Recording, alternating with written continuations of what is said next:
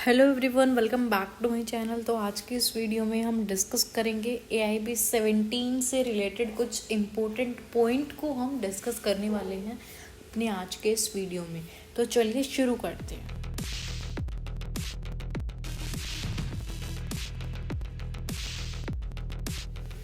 तो देखिए, AIB 2022 के लिए कुछ हाइलाइट्स हैं, वो हम डिस्कस करेंगे।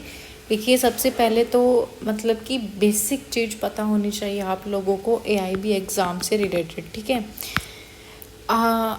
जो आपकी कंडक्टेड बॉडी होती है ना, कंडक्टिंग बॉडी, वो कौन कंडक्ट कराता है आपका एग्ज़ाम? वो BCI कंडक्ट कराता है, जो कि आप लोगों को पता होना चाहिए। जो भी न्यू कैंडिडेट्स हैं बेसिकली उनको पता नहीं होता है, तो उनके लिए वीडियो है।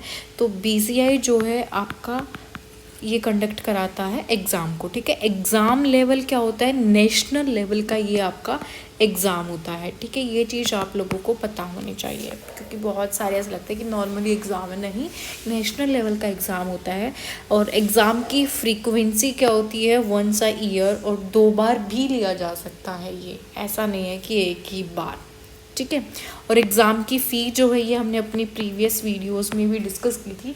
एग्ज़ाम की जो फ़ी है वो जनरल OBC कैटेगरी के लिए तो आप लोगों की 3560 है, एंड जो बाकी रिजर्व कैटेगरीज़ हैं उनकी है 2560। तो ये चीज़ आप लोगों को बेसिकली पता होनी चाहिए। 3560 तो जनरल और OBC कैटेगरी के लिए है, एंड रिजर्व्ड कैटेगरी के लिए 2560 है, ठीक है। एलिजिबिलिटी क्राइटेरिया की अगर मैं बात करूँ तो आप लोगों ने 3 इयर्स और 5 इयर्स की डिग्री तो अपनी कंप्लीट कर ली होगी, जो कि रिकॉग्नाइज्ड लॉ इंस्टीट्यूट और यूनिवर्सिटी या फिर कॉलेज होना चाहिए, ठीक है। बट वो BCI रिकॉग्नाइज्ड मतलब रिकॉग्नाइज्ड कॉलेज या फिर यूनिवर्सिटी होनी चाहिए। ऐसा नहीं है कि विदाउट BCI है, रिकॉग्नाइज्ड है तो आप उसमें एडमिशन ले लो, नहीं, फिर आपको प्रॉब्लम हो सकती है, ठीक है। तो ये चीज़ आप लोगों को ध्यान रखनी है। और जैसे ही आप लोगों की LLB की या फिर BLLB की डिग्री जो है कंप्लीट हो जाती है, उसके तुरंत बाद आप लोगों को अपना एनरोलमेंट स्टेट बार काउंसिल के अंदर कराना होता है, ठीक है। बहुत इंपॉर्टेंट होता है। अभी भी यही प्रॉब्लम चल रही है। बहुत सारे कैंडिडेट्स ने अपना एनरोलमेंट स्टेट बार काउंसिल के अंदर नहीं कराया था, जिससे ये प्रॉब्लम जो है फेस करने को मिल रही है, क्योंकि 1,50,000 से कम जो कैंडिडेट है वो बैठ रहे हैं कि मतलब अभी उन्होंने अपना एनरोलमेंट नहीं कराया, इसीलिए 1 लाख से ऊपर जो कैंडिडेट वो ऊपर नहीं हो रहे हैं, मतलब बढ़ नहीं रहे हैं। इसी वजह से आप लोगों के रजिस्ट्रेशन में डिले हो रहा है, ठीक है। क्योंकि जब ज़्यादा एनरोलमेंट रजिस्ट्रेशन वगैरह होंगे, जब भी आपका एग्ज़ाम जो है वो हो पाएगा, ठीक है।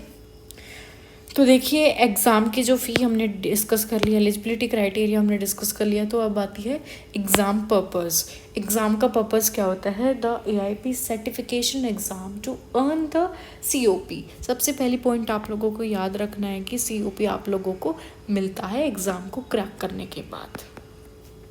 COP is mandatory for practicing law in India. और जो COP है वो बहुत ही मैंडेटरी है, बहुत ही ज़रूरी है, इम्पोर्टेंट है, ठीक है। विदाउट COP जो है आप प्रैक्टिस नहीं कर सकते ऑल ऑफ द इंडिया, और ना ही केस लड़ सकते हो, ठीक है। तो ये एग्ज़ाम का पर्पज़ होता है। और सबसे मेन चीज़ है आप लोगों की लॉ से रिलेटेड आप लोगों को कितनी नॉलेज है, ये चीज़ आप लोगों की चेक की जाती है वहाँ पर। ऐसा नहीं है कि सिर्फ COP ही इनका पर्पज़ होता है एग्ज़ाम का, आपकी लॉ से रिलेटेड आप लोगों को कितनी नॉलेज है वो भी यहाँ पर चेक किया जाता है, ठीक है।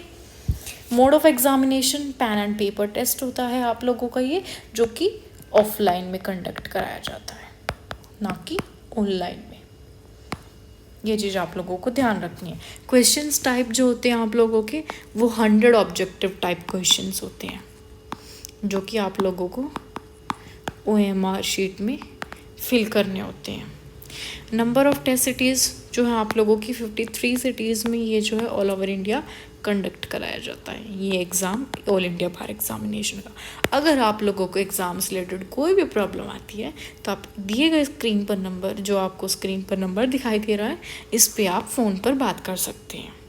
एग्ज़ाम की जो वेबसाइट है, ये बहुत बार बता चुकी हूँ, जो ऑफिशियल वेबसाइट है allindiabarexamination.com, इस पर जब आप जाओगे तो सारी इन्फॉर्मेशन वहाँ पर प्रीवियस ईयर वगैरह की भी मिल जाएंगी, यहाँ से आप चेकआउट कर सकते हो, ठीक है।